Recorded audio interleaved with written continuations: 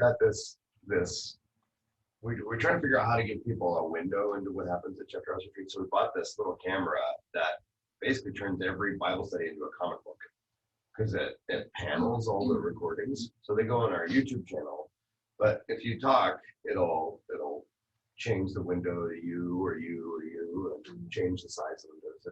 It's pretty cool. Very responsive. So it sort of does it. It's a 360 camera. Yep. And then also it'll zoom in. Like right now, it's focused on Jamin and myself. And, How do you know it's something? oh, just because I can see the screen. Oh. Yeah. But each of its 4 little eyes are cameras. So you might be slightly. Well, then I guess I should be. Yeah, that's it. Yeah, so I'll post yesterday's Bible study, today's Bible study on our YouTube channel, and you can see some videos. With I think was it the last retreat where we did 2 Song of Solomon Bible studies, which that was a lot of fun. You know, but all right, before we get into the story for today, what about yesterday? What was the highlights for you from yesterday? Some things that you were really glad you participated in, that stick out, insights or observations.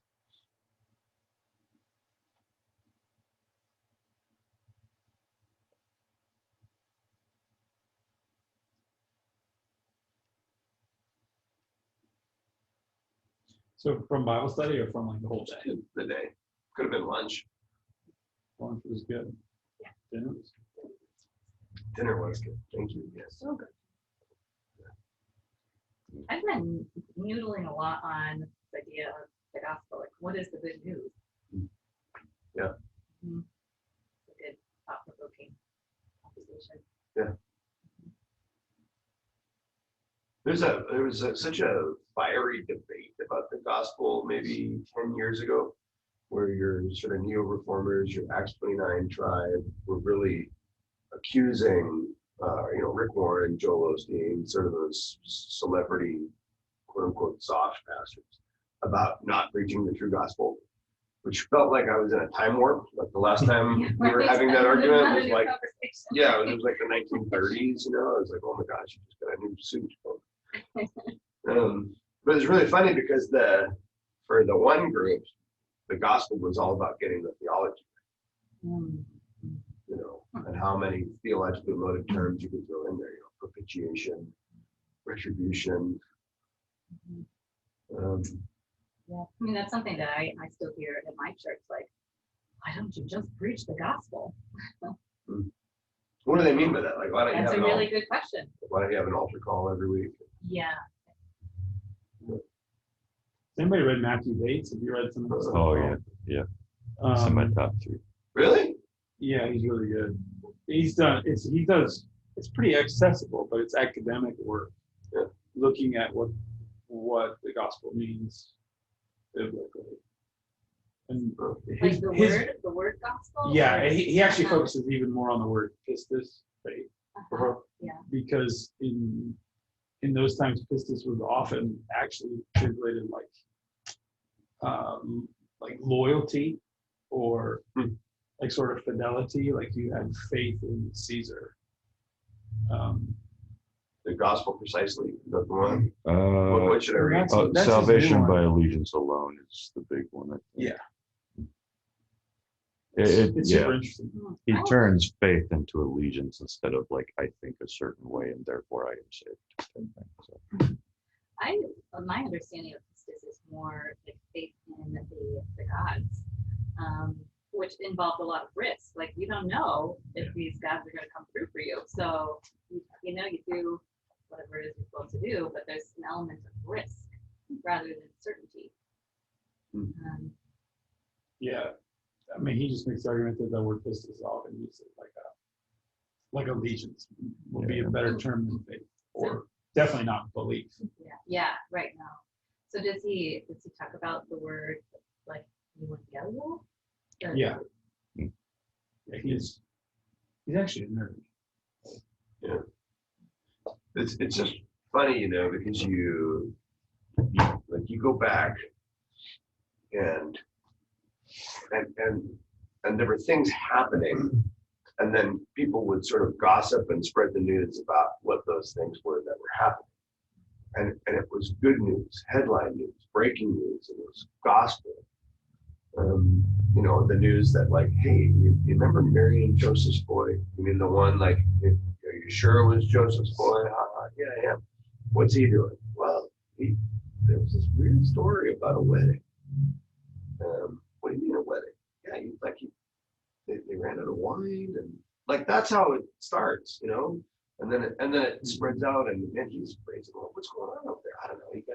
He's over there with John the Baptist, and they're cursing the Pharisees, and then he was in the temple, and he went nutso and started flipping tables. Like that's the beginning of it all. And then his 12 followers and their families then grow to 72, and then they grow to sort of a fever pitch of people who aren't really in, but they're kind of excited to see what's going on. And like the story is the gospel. But at that point, if you were to say to somebody, you know, what's the good news? They're like, the good news is that this guy's turning everything on its head. Like we haven't even got the faith yet. He hasn't made any audacious claims that anybody would know yet. And then he dies. So then the breaking news, the gospel is that a fake Messiah got put down. And then, but he's not dead anymore because we just talked to Mary and Clopas, and he just showed up to 500 people. And then we saw him go up in the air. And then the day of Pentecost, and like the good news just kept changing. And it wasn't so much about what you were supposed to do for Jesus or what you were supposed to do with Jesus. It was just good news about Jesus. And then people begin to say, yeah, I want to be a part of that. I'm going to be his disciple.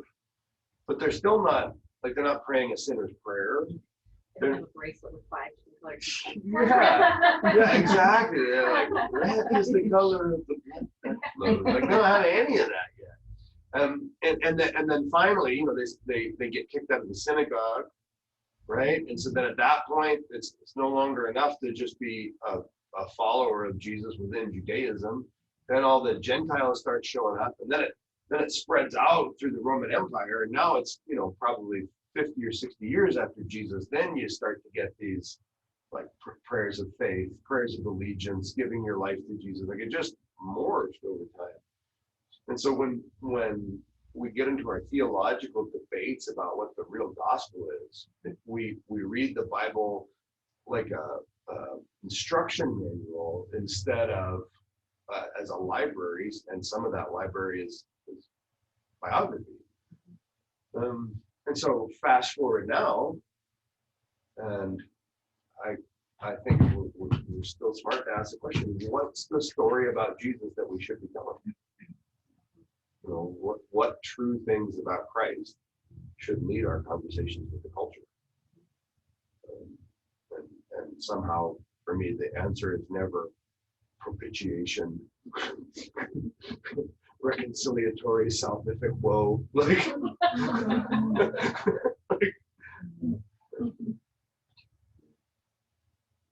Yeah, and if the good news is for all people everywhere for all time, it's going to be different for Sure.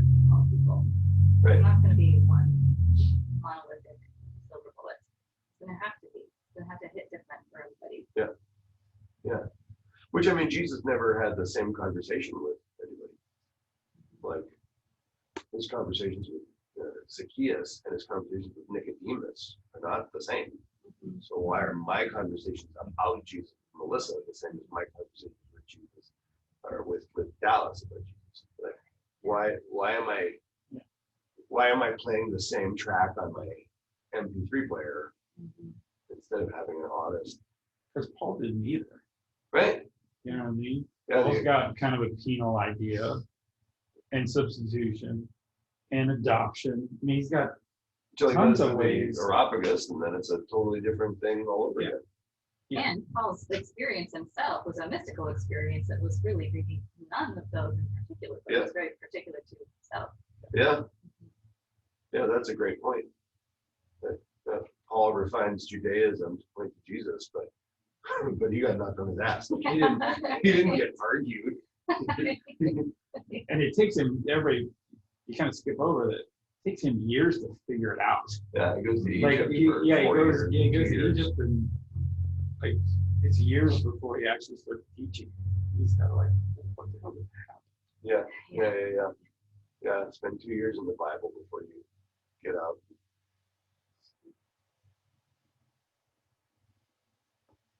I thought the change conversation was super helpful yesterday. Yeah.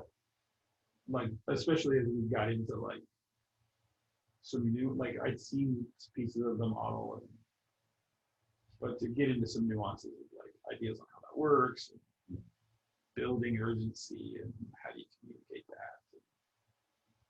There was a lot of nuance there that was just helpful. One of the nuances that stuck with me, and that was the difference between people who are operating from that future vision versus people operating from like present malcontent. Like they're both wanting to go forward to something, but healthy or toxic versions of how we get to that spot. Yeah.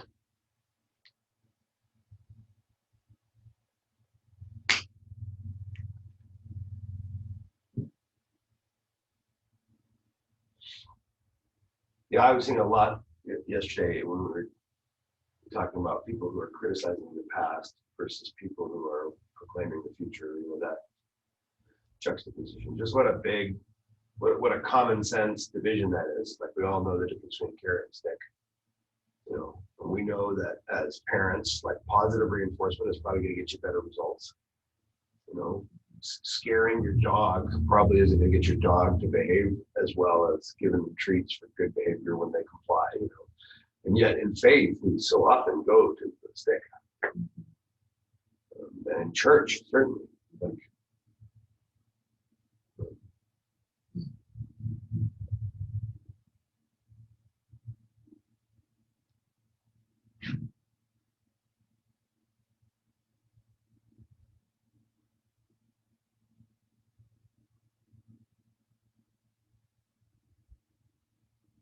all right, let's look in Leviticus here. Yesterday, we had a really great conversation about that strange episode concerning the unauthorized fire that was given to God, and then the young men who were consumed, and we noticed all kinds of literary parallels there. We noticed all kinds of symbolism. And then we get into a really messy family situation because the story sort of sprawls.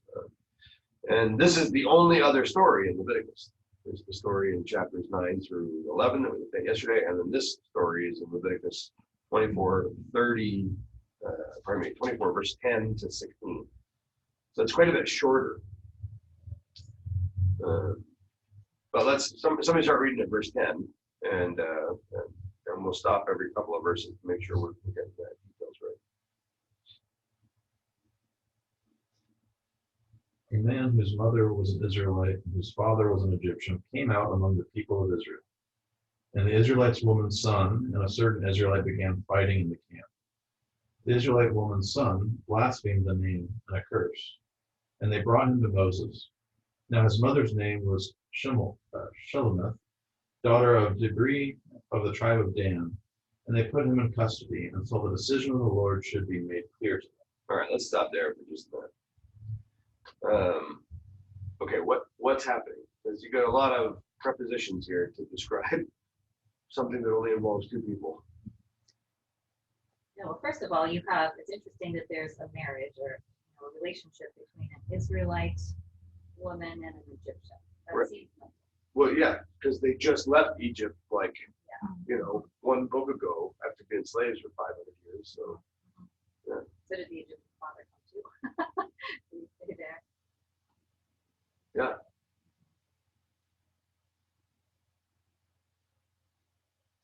So mixed marriage. It's interesting that they named the Israelite woman first. Mm-hmm. Yeah, I wonder if it's notable her pedigree, so to speak, that she's from the tribe of Dan. Is that some kind of symbolism of some sort? That's a great question. Isn't that the one that gets left out in Revelation? Oh yeah, maybe. Because it's supposed to be possibly connected to the Antichrist or something. Well, and Dan shows up negatively in the Song of Deborah. Well, maybe it's the Song of Miriam. But I think it was a song of Deborah, where she's like, "You guys didn't show up to help like you were supposed to." And Dan is one of the tribes that doesn't go into the promised land and doesn't want to fight, right? Like in Joshua, they get to this really pretty land just outside of the promised land. They're like, "Hey, we're gonna stop here." And the rest of the Israelites like, "No, we have to go fight." "Yeah, you guys go ahead. We like it here. We don't. You can have it, but you gotta go fight first." Pansy. Well, Jacob said that he was the serpent in the way, a viper by the path, and all that. Yeah. When he was blessing everyone, that was Dan's blessing. That was his. Dan, you suck. The rest of them- Come on, Dan. That's funny. We don't actually, it doesn't actually say the relationship that this woman had with this Egyptian. Oh, right. Yeah, maybe. Could have been marriage, could have been forced, could have been, Yeah. That's a good point. Uh-huh. there's a whole backstory there that we don't get. But what is the name of the son?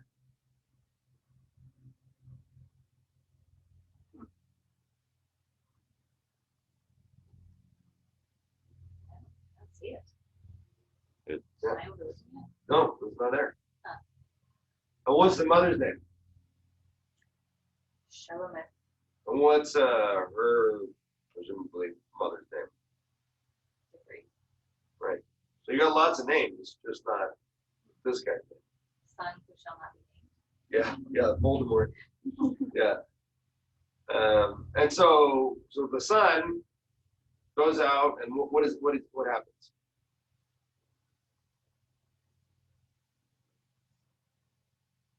Curses.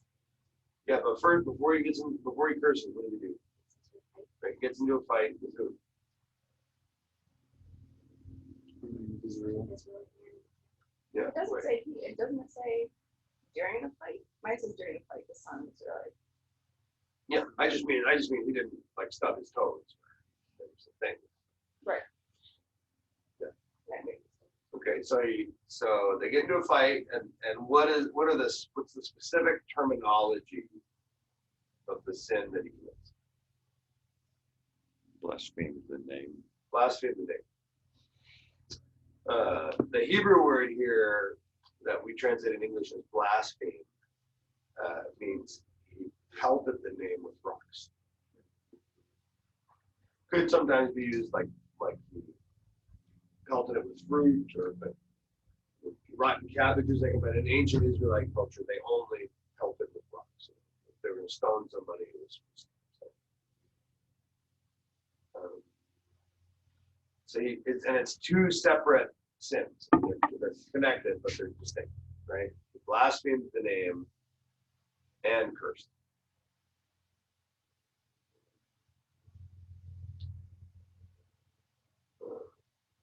Then they bring him to Moses, and they put him in custody until the will of the Lord should be clear. All right, somebody keep going at verse 12 or verse 13. Then the Lord spoke to Moses, "Bring the one who has cursed to the outside of the camp, and have all who heard him lay their hands on his head. Then have the whole community stone him. And tell the Israelites, if anyone curses his God, he will bear the consequences of his sin. Whoever blasphemes the name of the Lord must be put to death. The whole community is to stone him. If he blasphemes the name, he is to be put to death, whether the resident alien or the native." Okay, good. Feels like we're back playing the game for really good Christians again. All right, so again, let's slow the tape down. Let's pay attention to the details. Who gives the instructions?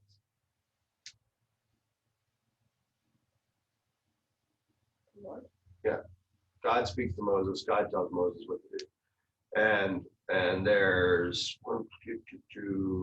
there's three actions that the whole entire community is supposed to take.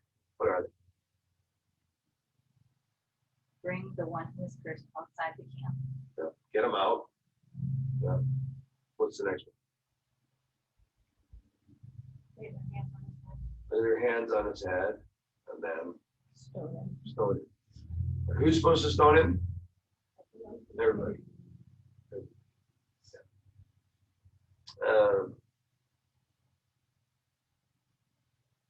So what do you think this, like, what do you think this looks like? First of all, you're talking about hundreds of thousands of people. How do hundreds of thousands of people all throw rocks?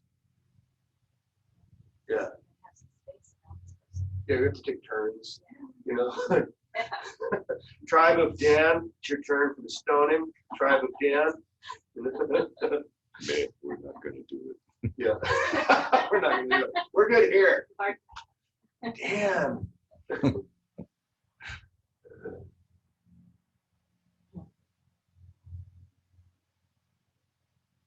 And they lay their hand upon his head. What significance do you think that has? Know what you did with the goat for Azazel? You put your sin on the goat and sent it off to unholy space. Yeah. And then you made that point yesterday.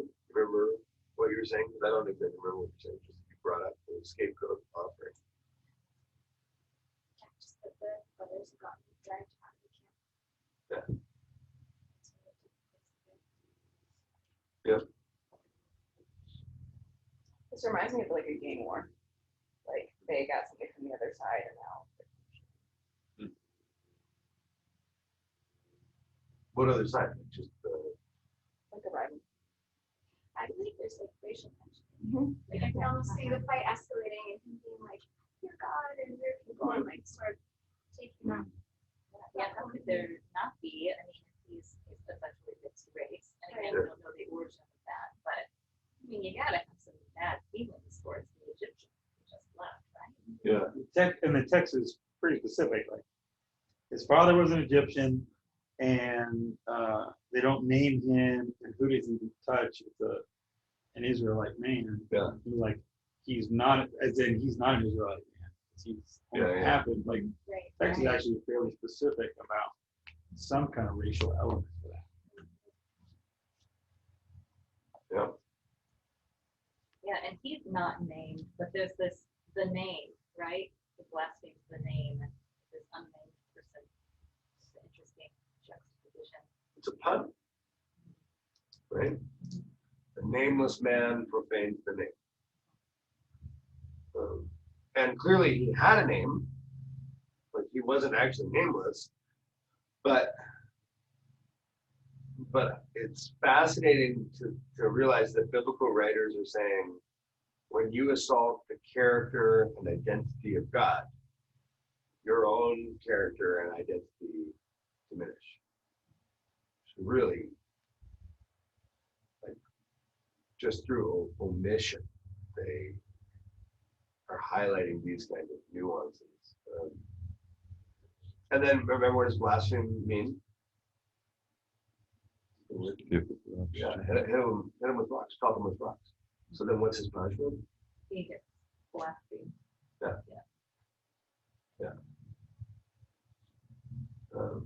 Now you all know lex talionis, right? So eye for an eye and a tooth for a tooth. That's the ancient Sumerian and Mesopotamian law code that the ancient Israelite religion adopted, you know? And what's the next pericope after this section of scripture, starting in verse 17? Lex talionis.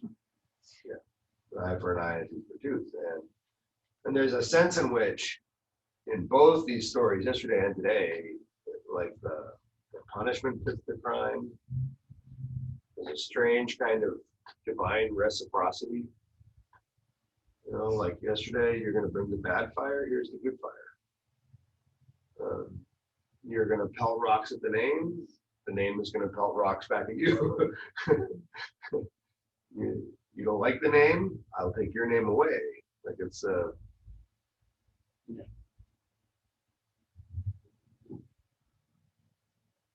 there's a chiasm to it, right? That's the Hebrew literary term that talks about essentially mirroring different events, themes, and phrases to show how the one leads into the other, almost like there's a whiplash effect.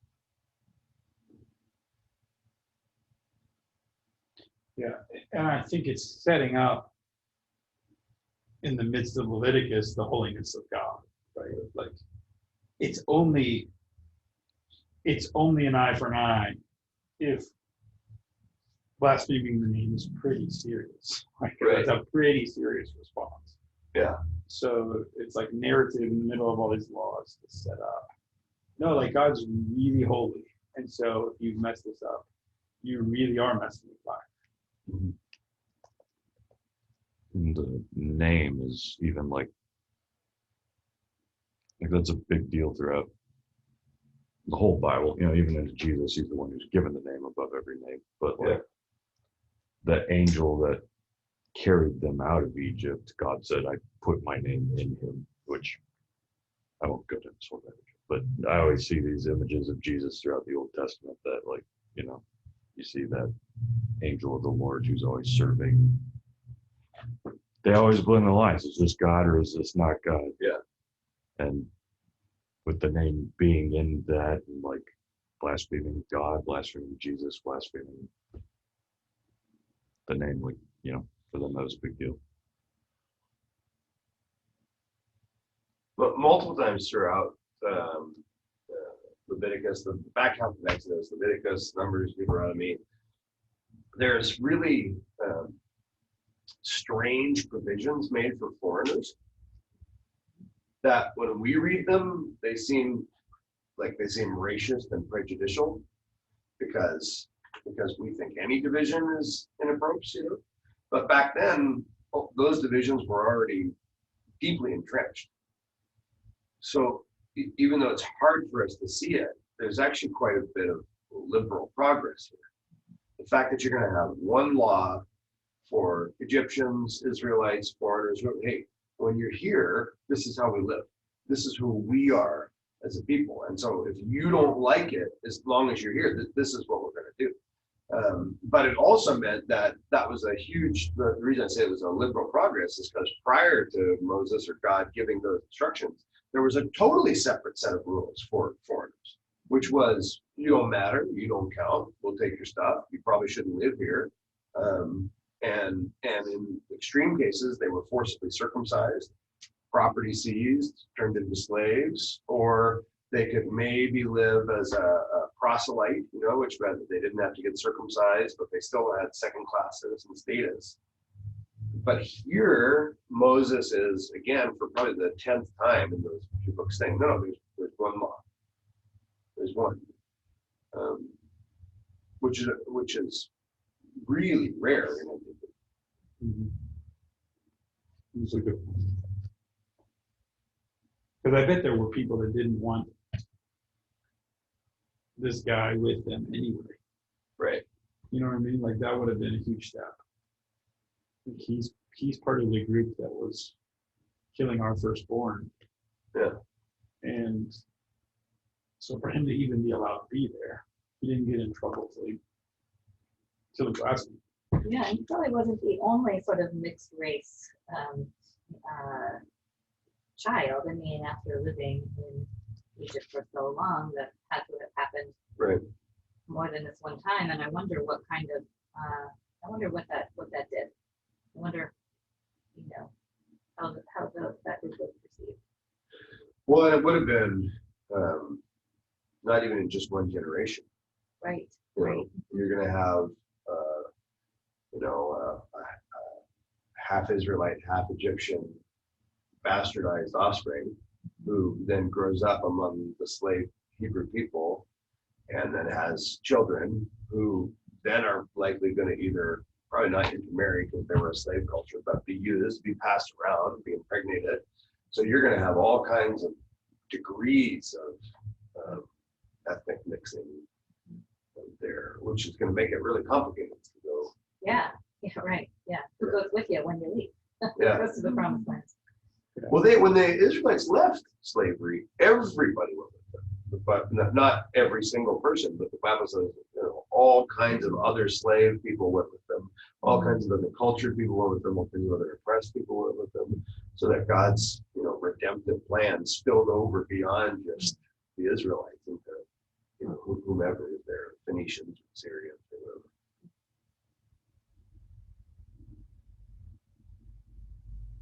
That's interesting. You know, in my mind, I think I've always thought, you know, the Israelites were this neat little group of people. But yeah, that makes sense that the other oppressed peoples and marginalized were included in this group. Yeah, they've done some recent studies in archaeology about, because now they can do a lot of genetic studies on bones and stuff they found, and they really can't genetically distinguish much between Israel and the Canaanites, for example. Right. Like fundamentally, Israel kind of came from there, came back from there, intermarried. Like Right. they're actually genetically all related. Yeah, because they're so close, you know. It's like trying to tell the difference between Americans and Canadians, you know.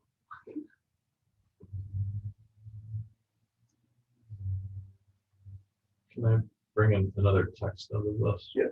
So with yesterday's reading from Aaron's sons and this sacrifice, and then this story, I can't help but go to 1 Samuel 2 and 3 with Samuel's sons. Yeah.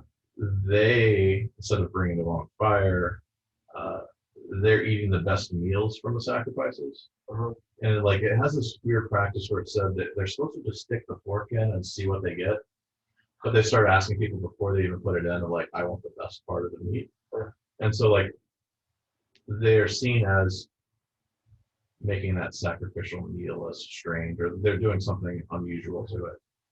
And so Samuel, in a summary form, calls what they were doing as blasphemy.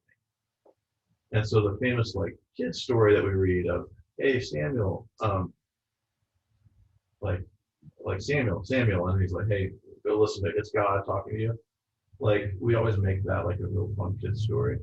But then when Samuel actually listens to God, he says, judgment upon the Judgment. sons of Yeah, yeah. Eli. yeah, tell Eli his sons are going to die. But what always struck me with that was their blasphemy judgment wasn't stone assembly. It was they're about to die in battle. And I was just like, it's interesting to me of like, there's both death, and that's kind of seen in that one, but there is a very different thing to feel to me between like the community picking up the stones and God, whether it's the fire and the tabernacle or battle or other images, but just feels like it kind of like really connects between those two stories from today and yesterday. Yeah, the crooked sons, crooked priestly sons on one hand, and the blasphemy on the other. It's a trip, you know, because when you read, especially the Old Testament, it's so dry, and everything is so matter of fact. This happened, and this happened, and this happened, and this happened. But it's just important to remember those aren't the only things that happened. Those are just the only things they wrote down. And if you imagine that, you know, let's say, you know, two of the pastors from Westwinds, you know, died in a car crash today, and one of your children had a dream last night that somebody in a blue van was going to die, and they have to be in a blue van. Like, we all have 8,000 things that have happened in the last 36 hours, and one of your children was probably not the most important person in the lives of.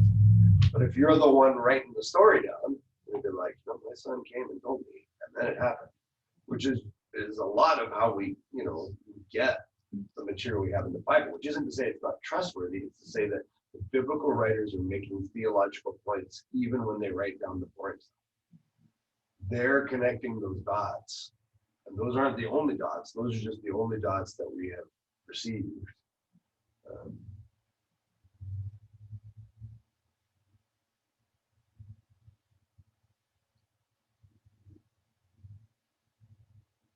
Nobody's reading. No. Yeah. It's the one you get into today. Yeah, that's right. It's something we're carpooling to lunch. Like, I'm not getting in there. iPhone delivery van. That's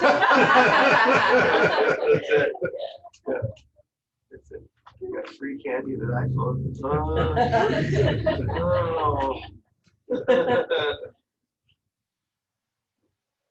Well, let's keep reading. We'll go from chapter 17 to the end of the chapter. So I mistakenly said the story ends at verse 16, but it goes keeps going on. So somebody started at verse 17. Whoever takes a human life shall surely be put to death. Whoever takes an animal's life shall make it good, life for life. If anyone injures his neighbor, as he has done it, shall be done to him. Fracture for fracture, eye for eye, tooth for tooth. Whatever injury he has given a person shall be given to him. Whoever kills an animal shall make it good. Whoever kills a person shall be put to death. You have the same rule for the sojourner and the native, for I am the Lord your God. So Moses spoke to the people of Israel, and they brought out of the camp the one who had cursed and stoned him with stones. Thus the people of Israel did as the Lord commanded Moses. Good. Stoned him with stones. I was thinking that too. Like, thanks. All right. What was option? We didn't have any marbles, so we'll just go with All right, everyone, we're going to stoning.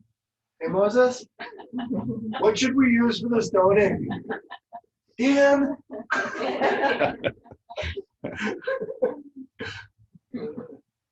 How, because like you pointed out like the symmetry of blasphemy and being stoned in return, but like that's the only one of those sins that feels like the punishment doesn't feel as obviously equal to the crime. You know, like you hurt an animal, you go get another animal or whatever, but like you say something bad about God, you die. Yeah. Is the only one that feels proportionally strange. Well, I think it's because of the pun, you know. But yeah, it does yeah, in the linguistic society, it does feel disproportionate. So like, did it harm God? Like it harmed the community more than it harmed, perhaps more than it harms God. You know, Yeah, but I don't know that. I don't know that we have the capability to harm God. yeah, that's what I'm wondering. Like this kind of like, you're dead. Is it more about the damage it's doing to the community? Yeah, right. Because if somebody is able to blaspheme the name, especially back then over there, right, that and get away with it, well, the whole society is built upon the authority of the name, like marriage, business, family, politics, warfare. Everything is built upon the authority of the name. So when you dismantle the authority of the name, disparage it, disdain it, disregard it, then it's only a matter of time, as we see throughout Kings and Chronicles. It's only a matter of time before the whole society unravels. That's the only way I can see it where it makes sense that the community has to get the stones and take them out, because you don't get the communities involved in the same way around the other kinds of sins listed. Yeah, right. Yeah, it seems to me that a lot of, like Leviticus and a lot of the early Old Testament is actually trying to prove that this God, is that the Israelites' God is sort of central to who they say that they are, and trying to prove it to all of these other tribes who, who have more than one God. They're trying to sort of prove something, and so. Yeah, it's important to have buy-in. It's important that the whole community is involved in holding that up, right? Mm-hmm. And like Jewish counting of the Ten Commandments, the first one's "I'm the Lord your God," which is not how usually Protestants start the list. So I do wonder if like we feel like our whole society just revolves around this name, this authority, like our contract. Existence is around this. We are taking no chances or risks of losing our contract with God, and so the community is rising up to like block this out. And so that still makes it interesting here of like when Samuel's or Eli's kids, when they blaspheme God, the community doesn't get involved in that story, which is interesting to me. It feels like that's kind of the point here. Well, because you can imagine, if there's, I don't know exactly what the population of Israel here, but it's hundreds of thousands, maybe 200,000, 300,000, but Well, yeah, we can guess. Each tribe coming out of Egypt had anywhere from 30 to 60,000. So it's, you know, quarter million people-ish. There's going to be a lot of opinions about what we should do when you've got a quarter million people. There's a lot of opinions about what we should do in a church of 100. You know, and you're going to have all kinds of people who go like, he didn't need to die. He didn't need to die. I know it. But then by having all of them participate in it, and I believe, although I might double just fact check, but I believe that's every adult over the age of 12 would have been involved in it. So you got 12-year-old kids chucking rocks at a dead body as a way to reinforce this is how we live. I mean, gosh, they wouldn't even have to throw the stone. They just have to kind of pile it on the guy. Yeah, right.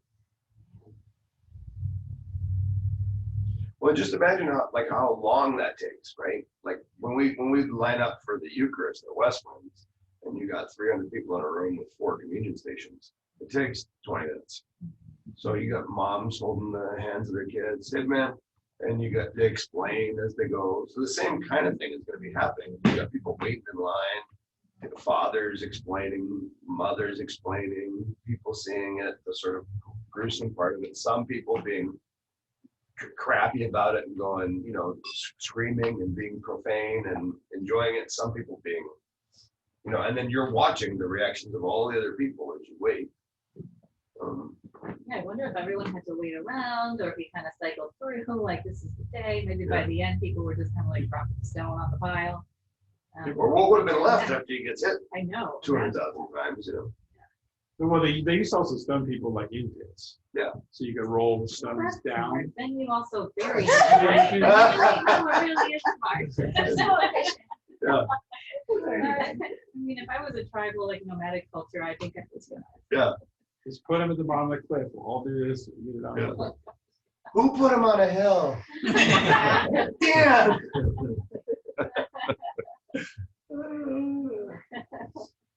I think we've got to think through like what's going on for Israel this time too. Like none of these people have been to the Holy Land. Like they've never seen the Promised Land. It's all stories at this point. And they were years of like years enslaved, you know, and had a lot of their children killed. And you know, now they're out and God's like, you know, kind of reinstituting. All right. I heard somebody say that it took Moses 40 days to get Israel out of Egypt, but took 40 years for them to get Egypt out of them. Yeah. Like there's how do you treat a sojourner? Well, how were you just treated? Like you're not now the power person. So there's like a huge learning curve that God's sort of taking the people into the wilderness for.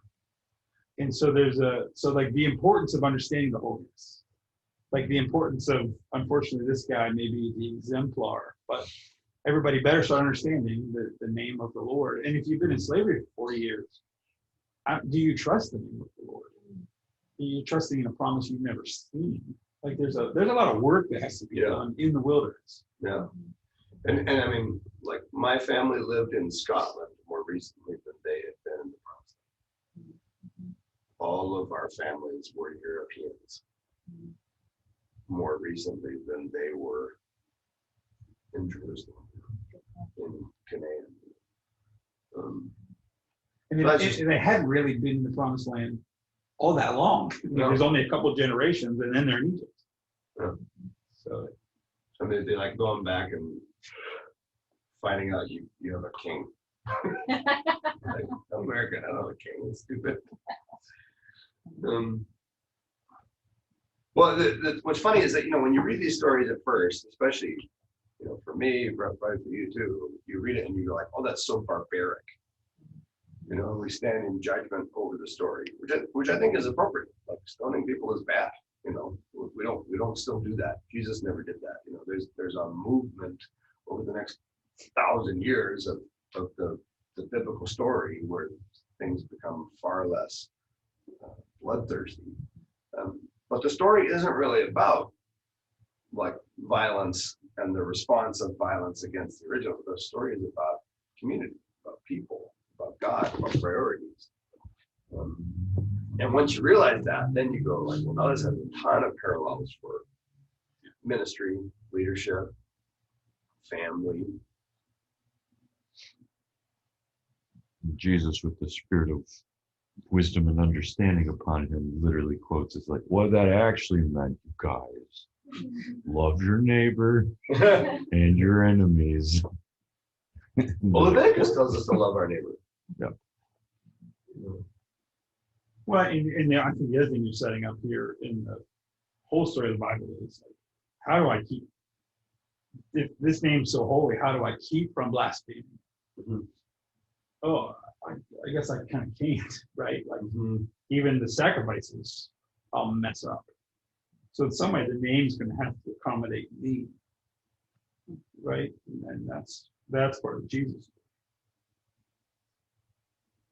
Yeah, like they're not going to have to excuse the fact that I'm going to profane the name, but they are going to have to allow for the fact that it's inevitable and either kill all of us or give us a way back. When the sacrificial system is the way back. It's always interesting, like these texts go back and forth between mercy, or they just carry out, here's the punishment. Yeah. It's like the golden calf story is like the people all have agreed, yes, we will follow your covenant, God. They don't actually know who God is that well. And they're immediately attributing God's power to something else, or finding lesser versions or manifestations to celebrate. And Moses is like, Moses has to intercede for God in the story of, God, I can start over with you, right? We don't need those other people. And then Moses is like, like we should do this. But then Moses still goes down the mountain and kills a bunch of people. And it's like that back and forth of, is there mercy or is it going to be judgment? Mercy or judgment? It's hard to map like consistently how is this supposed to play out in these stories.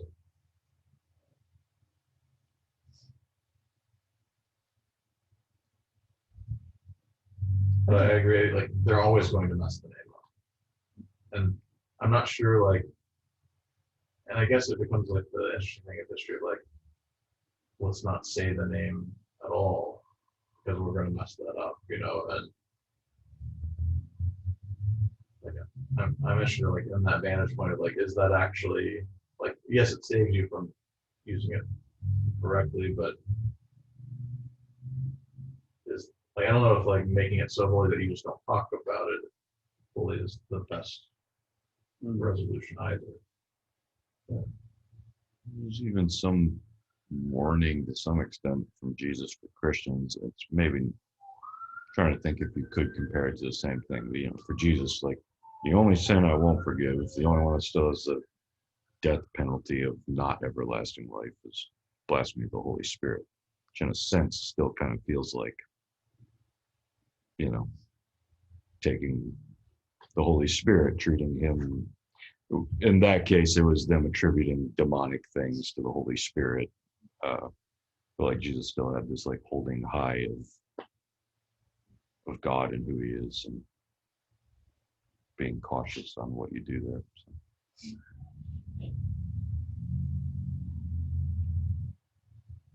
I always thought how common it was that their culture was to kill, to live, to die.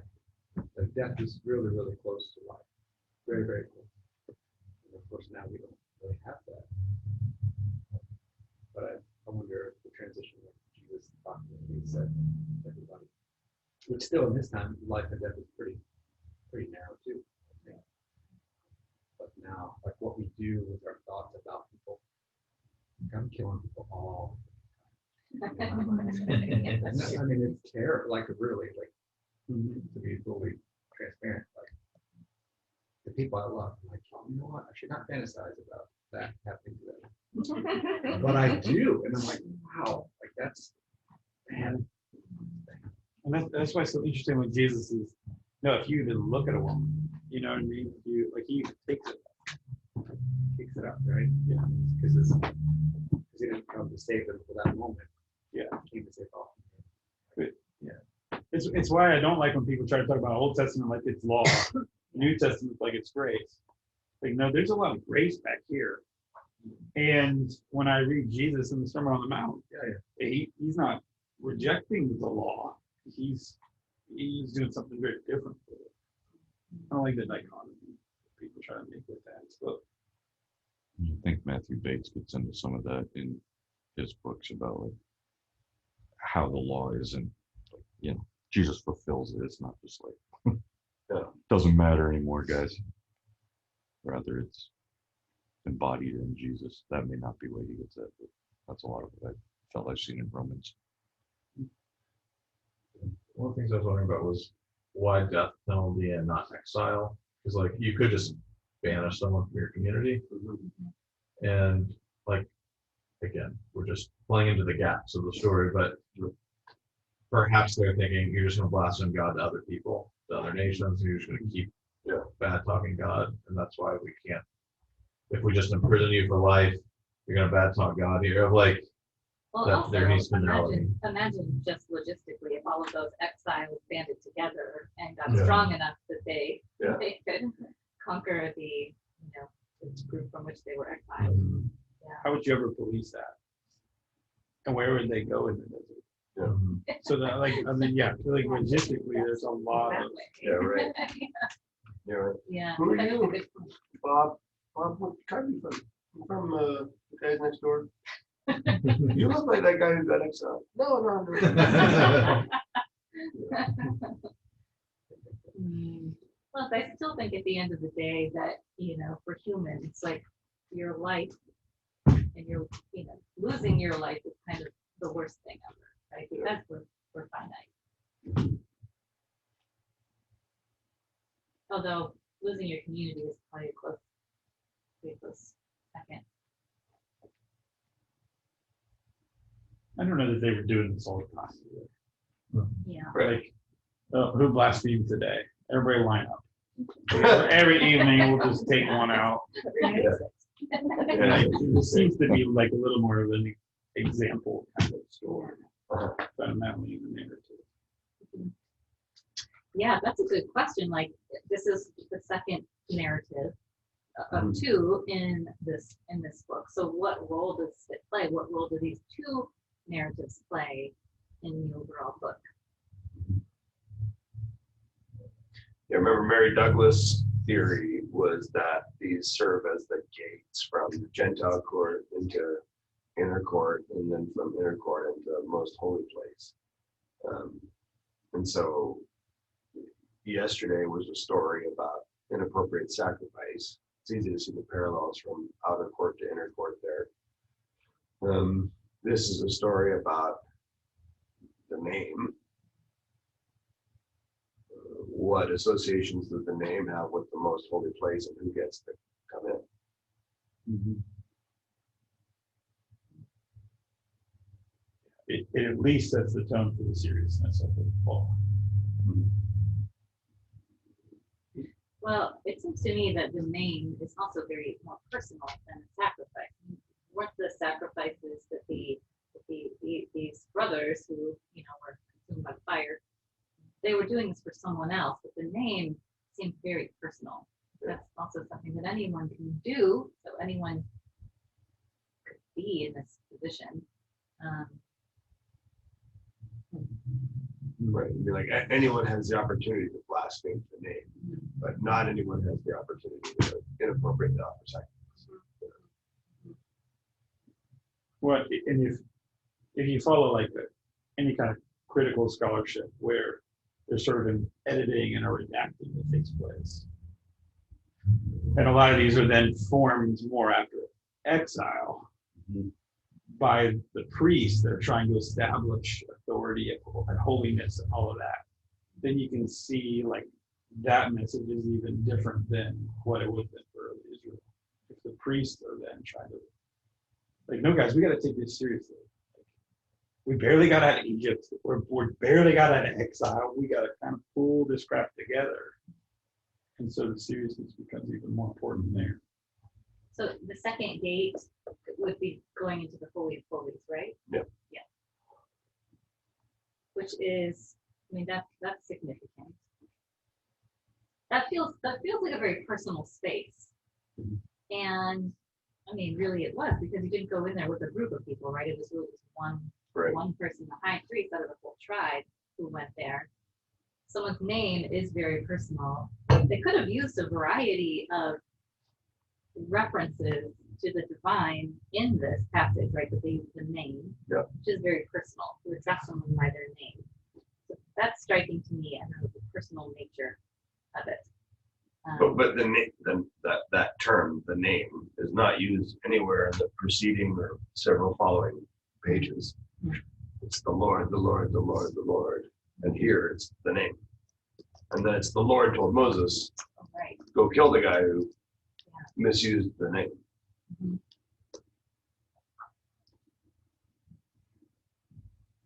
And he misused it and cursed it. Yeah. Like, Yeah. I would love a quote there. Like, what do you? I did do a study of like rabbinical law of how do you prosecute a blasphemer? Huh. Because if someone in the community blasphemes the name, somebody they bring it to the community, and basically there's a like everybody let's figure out a safe word. And everybody says, we're going to say this here, but we know what we're actually talking about. And they ask everybody, did you hear this? Did you hear this? And like the select few is like remain behind. And I think they said they ask the eldest person first. Say it.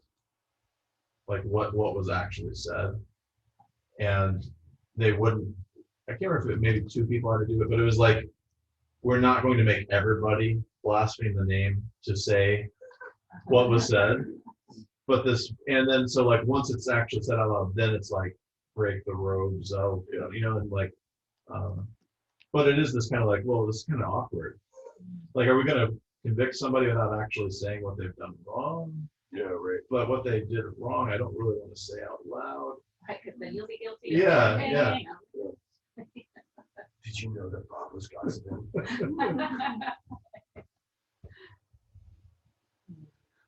Well, let's take it out of the abstract then, and we're at least out of the historical context, and try and look forward. Because who are we in this story? I mean, the story doesn't really. It's not really the story of the sinner, because he does a couple things, and he gets then a bunch of things are done to him. It's maybe Moses' story. It's maybe a leadership story. It's maybe a community story. There's I think there's real leadership wisdom in going, man, there's something that we have to do, and it sucks, and people are going to be mad about it. So I'm going to get all of them to do it with me, so that nobody gets to complain about it. Like.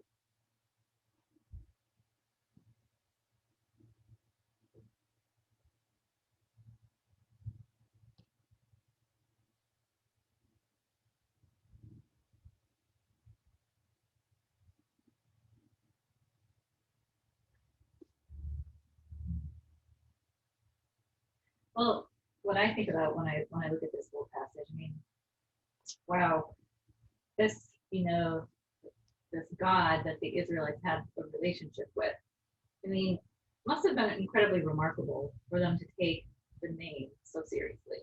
Mhm. So for me, I think that just makes me want to know God in that way. Mhm. That I would that I would set up this rule to stone someone in my family, kill someone in my family so violently. Like, wow, what so what was it about their relationship with God that had such weight? That's meaningful to me. Yeah. Yeah, right. You think about the experiences that they would have had inside of the last decade, conservatively, fire on the mountain, personal appearances to Moses, lightning, 10 commandments, manna, quail, wandering in the desert, Red Sea, plagues, persecution of the firstborn, Moses' prophetic signs and symbols with the staff, and and Pharaoh's magicians, Jethro, like all of which came from the name. Mhm. So their salvation history, I mean, the things they may have never seen the promised land, but they saw the guy who made the promise. Yeah, and I'm gonna go talk about that God on Sunday, so I better Yeah. know what I'm talking about. Yeah. Like, pay attention to how I talk about God. And I think I was just gonna say the name just in general was typically related with God's presence wherever he appeared. It meant like God was here. And again, that could be found like in the glory clouds that would invade, or the angel of the Lord where the name was in, and a bunch of John's connections between all that. So when you were blaspheming, I think we were just talking about relationship, like what feels more relational than actually God's presence right there, and have someone go right after that in some form, be it targeting the angel or targeting the glory cloud or targeting God's general presence right there. I think almost more tangible, like when we think of people blaspheming God, we think of like them just saying words towards a being up in the sky that nobody's like visibly, just. Whereas for them, like if you're going right after the name, like we physically saw something in front of us, whether it was that pillar of fire where the angel would come down and then talk with Moses and then go back up, or the glory cloud entering the building, or just something else, like that would be sacred space. That would be holy of holies type stuff where no, Abraham can't see God and live, but Abraham can go talk to God face to face in the Holy of Holies with the angel and take off. Like making fun of that stuff is like relational, physically in front of me insulting something. It's like a whole nother degree, it feels, of connecting, I guess. When you think about like when somebody in charge of you is making decisions you don't understand and that you don't support, you're going to lash out. And regardless of your political views, look at all the lashing out that's happening now. That's a human response to lash out. If the person in charge is immaterial, eternal, invisible, immortal, well, I bet you, I think you mentioned the point earlier, I bet you that there's all kinds of people lashing out when they get angry, when they get hot, when they get frustrated, when they get confused, when they get scared. I bet there's all kinds of people lashing out. And so maybe this is at the very least a cautionary tale that just because you don't understand it doesn't mean it's going to get better if you lose your cool.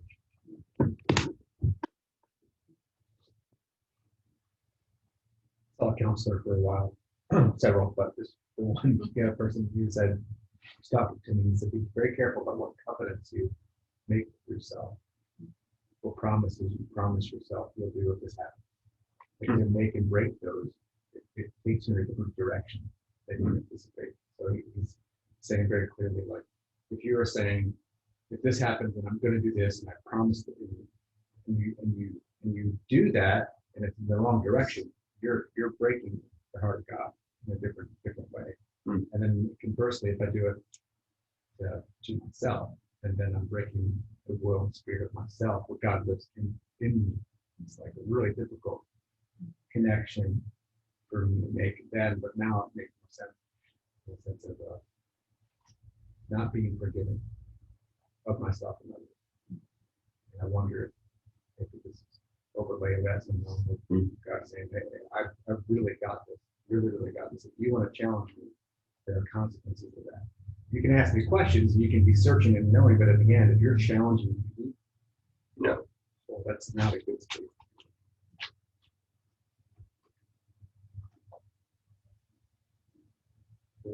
I'm thinking about whether preachers or whatever ministry you lead, of like being in a place where you're responsible to share who God is, how God operates in the world, of like we give ourselves a lot of opportunities to say something less than about God.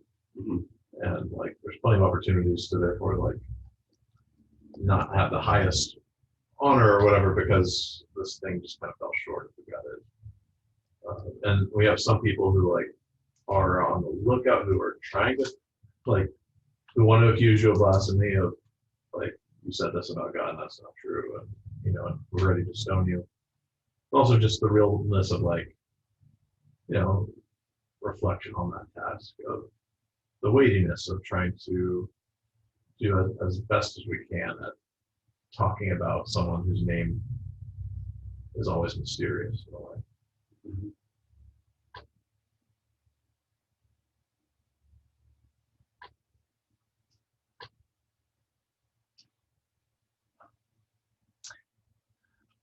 I think in church ministry, one of the really helpful lessons that I've learned is that when you have somebody who's a problem, especially if they're like a talker, you know, they're running their mouth, they're gossiping, they're slandering, you know, there's a sense in which we have a responsibility to shut them up and shut them down because they're hurting people, you know. But when they're talking bad about you, or they're talking bad about the church in general, then it's a lot harder to shut them up and shut them down because now you feel caught. You know, like, is my ego getting in the way? Maybe they're right. Maybe this is a Nathan moment and they're speaking against my flaws, and like maybe I need to hear them. Like we have all those things that go through our head. But one of the most helpful lessons that I ever learned is if you got somebody like that and they got a real sour spirit and they're coming after you all the time, just feed them more rope. Just let them get wound up and don't engage them. Don't defend yourself to them. Put them on display. Let everybody see the ugliness that's inside of them, and they'll self-destruct. Because like that, you know, if they say, boy, man, Jordan's last few sermons are really bad. I don't know. I'm just not really getting anything out of them. And they start telling people, comes back to you, and you're like, that's not cool. What are you doing? You know? And so our temptation is to call them up and go, hey man, I hear, you know, we're on Matthew 18. I hear you're talking bad about me. What's going on? No, I didn't mean anything by it. You know, I don't know. I don't know what Karen told you, but it wasn't accurate. You know, and so then you have this non-resolution that happens. But far better to go and, hey, Karen, how'd you like last Sunday's sermon? And let them start to amp up, and eventually, when they have all this poison inside of them start to come out, when other people see that and other people watch it happen, it's so ugly, they lose all credibility, you know. So I see that, and when the Bible tells us these stories about people who pelt rocks at the name and then are pelted rocks on behalf of the name, that's what I feel like, right? Like you're gonna run me down, and eventually it's gonna run you out because nobody wants to be around somebody who just talks trash all the time. Yeah.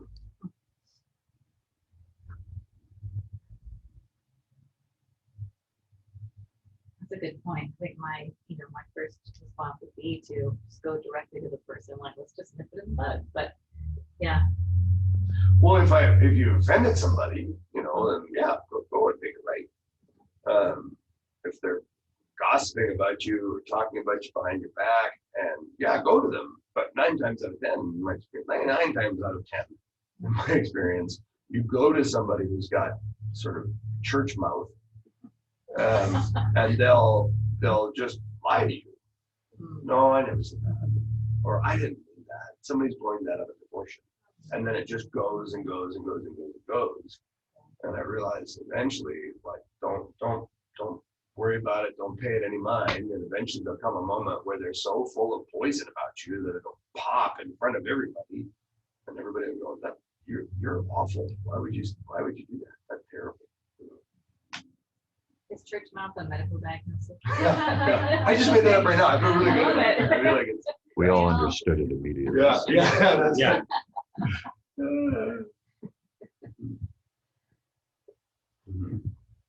It's a funny story about confronting a teacher. Yeah. I went to hell. We're recording this right now. I'm about to put it on the Well, I will internet, not put it on the went to help the situation. She thanked me. I went back to the office. I heard somebody else said, "Oh, she was in the hallway complaining to all the peers about how you didn't do your job and help." I was like, "That's well, okay. Well, thank you for telling me." So I asked her, I'm like, "What happened?" I said, "Why were you talking to people about this?" And I thought I helped. Just come straight to me. Why not just come to me? She was so upset. She started like hyperventilating. I'm not kidding you not. This is a recording, so I'll be careful. She started to like, and like breathe in and like get hiccups. And then she started burping. And she's sweating. I was just like, "That's okay. I'm all right. I just want to be helpful. If you, in the future, it's okay. It's all right. You need to go." It was amazing. Like it was like stoning right there. This is, That feels very biblical. Yeah. Jesus is helping me right now. I was like, wow. I wasn't mean. I was just like incredulous. Like, why would you do that? That was early on. So confront me and start hiccuping. That's right. Eels coming out of her. Yeah.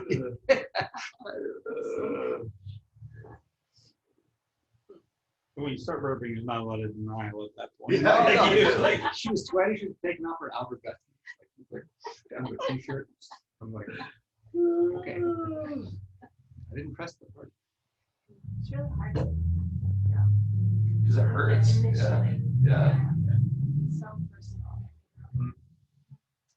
Yeah, especially in ministry because you put so much into it. Yeah.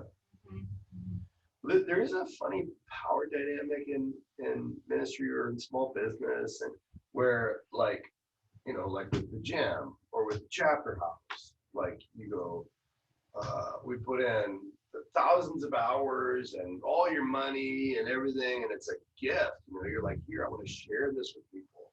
But then when people come, they don't see all that. They just go like, oh, you're, you know, the host, or you're the owner, or you've got this mansion, or you've got this huge business. And so immediately we think of ourselves as like servants, and they think of us as like lords, you know, and that's really exaggerated at church. Where at church, you're like, oh my gosh, you know, we're ragged, we're doing all these things, and you're thinking about, I don't know if I have enough money to put gas in my truck in order to get to this person, and I'm at 50 appointments this week, and I haven't even started thinking about the stuff that's got, you know, like, and you're just going, I can't keep up, but I want to be faithful. But then at church, they look up and they see us and look at you working 1 day a week up there, so smug, so confident. Meanwhile, we're like throwing up backstage because we're so tired and stressed out about it all. They just, so there's a weird power dynamic. And then when people feel as though they're speaking truth to power, they give themselves permission to say and do anything. And so when we call them and say, hey, I hear you're talking trash about me, like, is this true? What's going on? We're grieved because we're like, all the things I am doing for you, like for the big you, but then you want to grab the door. They just don't know it's open. The big you, but then also you in particular. But they feel as though they're being bullied in those confrontations. And that's really weird. Like, you sinned against me, now I want to make it right, but now you feel like I'm bullying you, so you'll lie to me so that you're not oppressed, and then you'll go and do it again. So the dynamic is so weird and it's so painful. That's why I go, over time I've just realized, you know, I'll try, and then I just gotta let it go, and I know it's happening. It's really weird.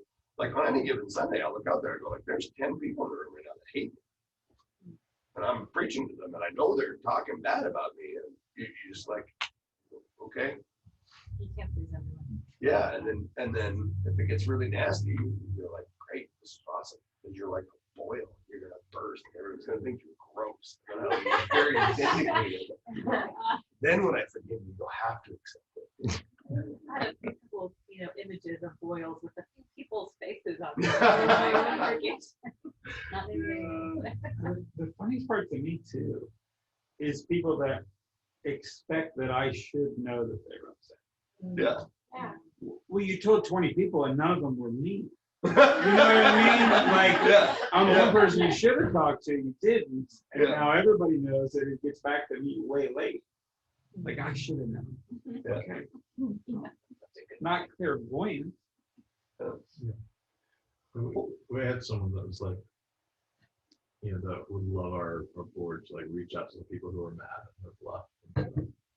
Like, one, if you've left to go somewhere else, I hope that's where God would want you to grow. And I want to bless that as opposed to like, no, come home.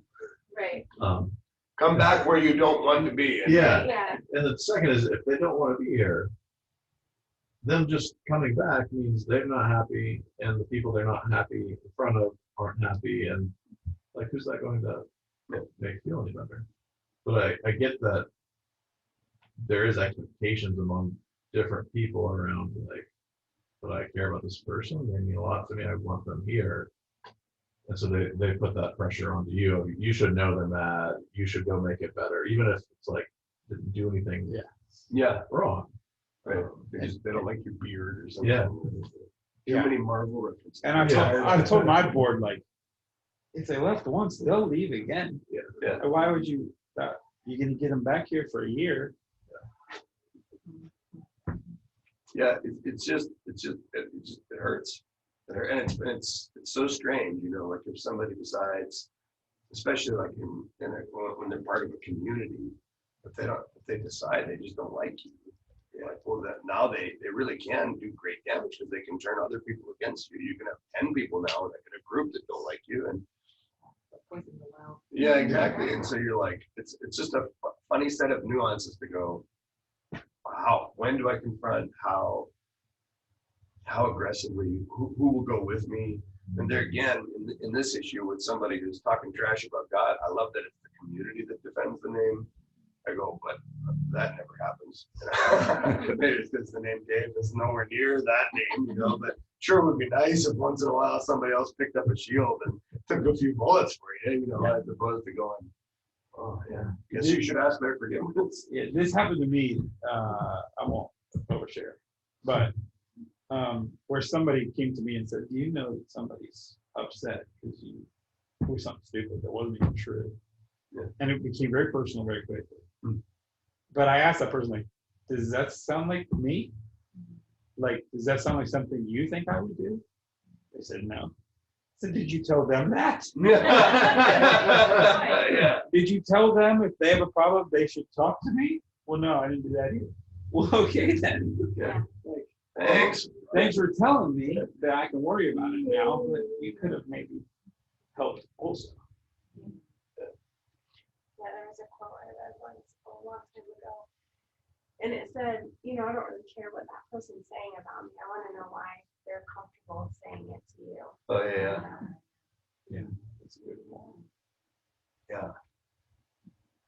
But I think in adult community, especially now, especially with the prevalence of social media and internet, everybody's courageous when they don't have to be. And that's really true in church. Like church breeds gossip because it's people who get together who have a lot of things in common and also who are promised grace all the time, so they can just talk shit and get forgiven. That's been church since the beginning. But now with social media, that's also that's gym cultures like that. Golf is like that. Sports leagues are like that. I mean, just life is like that. And so as a result, I don't know that I feel like it's the people who are listening who are always disloyal. It's just that it's so much more in the groundwater now. I should really maybe go back to some stoning. I say that all the time.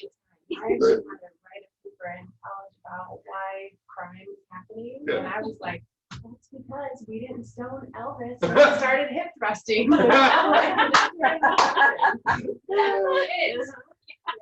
Or at least dodgeball would be great. Not stones that like I'm gonna start issuing challenges. I'm gonna carry a gauntlet in my back pocket and be like, challenge you right now to dodgeball. Let's settle this one-on-one. I actually feel like we've done that, but it was Yeah, split my pants over and over again. Oh man, that's funny. Well, lots there, lots to chew over, and lots to consider. Let's take a break. I think it's so nice out, right? Maybe we can do our next session outside. Can we do that? Nice. We'll go see if the chairs are dry, or maybe we can sit at the big table. If these, well, let's try it out here first. If this is all too wet, then we can grab the picnic table chairs, put them at the big table, and it'll be fun. Is it nice or deceivingly nice? I'm taking my leg. Oh, That's 46 degrees. Oh, really? Deceivingly then. Is it? Let's see. Let's see. Maybe that's I was supposed to have Oh, now it Oh, changed. Okay. Get in the sunshine. It's That'd be fine. yeah, it's nice. It's I nice. started It's nice in part from frame of reference of yesterday. So our bodies Yeah.